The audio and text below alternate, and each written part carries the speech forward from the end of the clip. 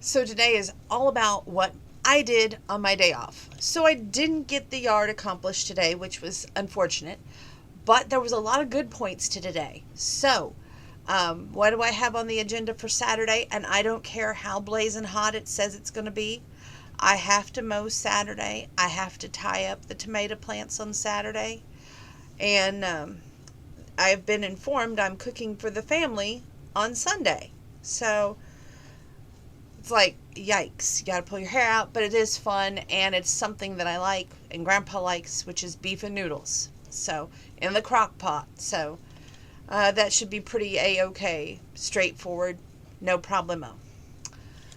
Just gotta get the noodles and the beef and yada yada yada. Anyway, today was a very rewarding day, and the fact that, yes, my birthday is officially not till August 3rd, but we wanted to have everything done and a-okay with the SUV. Actually, I did before my birthday because, like I said, if I was going to keep it, then I had to have it in spec condition. Well, there was a couple of things wrong. The other, like I told you about coming out to the car and seeing that place. Well, first let's back up. USAVE had called early in the day and said, did she really want both brakes done? And Grandpa said, absolutely. So they did both brakes, got new brakes front and rear. And we went and got that taken care of. And it was about $304.10 to be exact at USAVE, which was awesome. And then we decided that we had some errands to run. So, well, first I said, you drive your car, I'll drive my car home. So we did. And then I had to pick him back up. I went right down to Porter's, and they looked at that spot, and he was a miracle worker, like his wife said. He came out, put some goop on there, and that little place was gone. And they did such awesome work. I can't say enough good things about them. If you need body work, go see Porter's. If you need your car work done, like brakes and oil changes, go to USAVE. So there's two plugs for them. I also wanted to say then we went to Goodwill today, and I had a great time at Goodwill. Grandpa, he went around, looked around, sit down. I got a new purse because he's always telling me my purse is too much like a suitcase.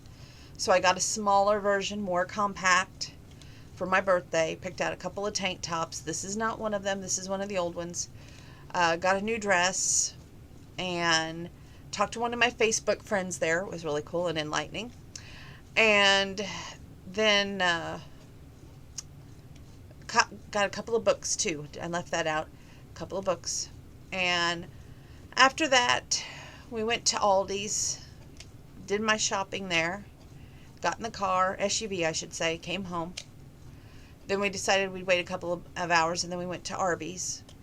And one of my mom's birthday presents came today. We're on the downhill slide. Her birthday presents are about arrived and done, and I cannot be so happy. Even though her birthday's not till September, I want to make sure, there's certain things you got to have in order to survive her birthday, just saying. I'm not like that. Anyway,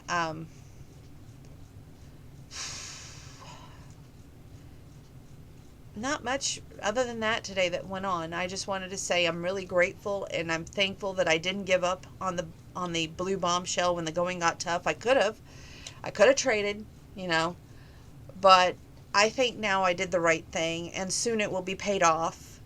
And I have no credit cards now, so let's say later on something, God forbid, does go wrong with the SUV, but I hope it doesn't, but let's say it does. If worse came to worse, I could handle it on my own, and I wouldn't be going into a situation where they would say, oh, you got all these credit cards, or you need a cosigner. I could do it on my own. So that would be a positive, right? But I feel like all these bells and whistles that we see now on the cars, like, heated seats, air-conditioned seats, there are just more things that could go wrong in the future. And you got to think about these. As these cars age, they're going to be like, oh, once you've had it a year or two, you got to trade to get the new bells and whistles. I'm kind of glad that mine doesn't have the bells and whistles like that. It's just standard. It's got a backup camera, Bluetooth, and that's all I need. A radio too, but I do wish it had a CD player. I know, how old school, right? But I don't have the XM radio, which you could have on mine if you wanted it. I don't have OnStar, but you could have it on mine if you wanted it. You know, all those extra amenities, which I feel like if I did have them, then it would be just something that could go wrong. You know, so it's probably just best I don't. Anyway, all in all, it was a pretty rewarding day. I've done a lot of laundry today and did the trash, which my cat seems to think that it's so much fun to dump the trash can over and see it all spread out on the floor. You would think the dog would do that, right? No, the cat. So before I took the trash out, I had to pick that up like 3 or 4 times. It was beyond ridiculous. And I even had to mop the kitchen floor today. But it is what it is. I'm hoping, now this is a big hope, I know that they say we're going to get these storms or whatever, that the storms calm it down, and therefore when it does, I might be able to cook a little bit. That would be nice. I know I'm cooking Saturday to Sunday, yes, but I would like to cook on Friday. I'm going to have to cook for my work mom, Deb, so when I give her magazine, she'll have a nice little treat.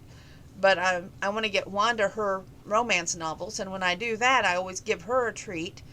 So I need it to cool down just a little bit so I can turn on the oven, you know? Just saying. What do I think about California closing down? Will it happen to Illinois? I think that, you know, their numbers are spiking. And I don't think that the Florida governor is doing his job right. I do not think that the Texas governor is doing his job right.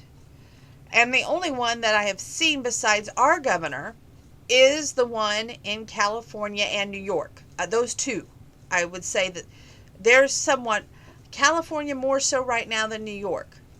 Now I know New York during the hot time, the hot spot time, I feel like he was doing it the right way. I was a little surprised when I heard the New York kids were going to go back to school. Somebody said that to me today, and I was like, I didn't think that was going to happen. And they're like, oh yeah. I said, well, that shocks me, because I know California said no. Now, I don't have any kids. I'm not blessed yet.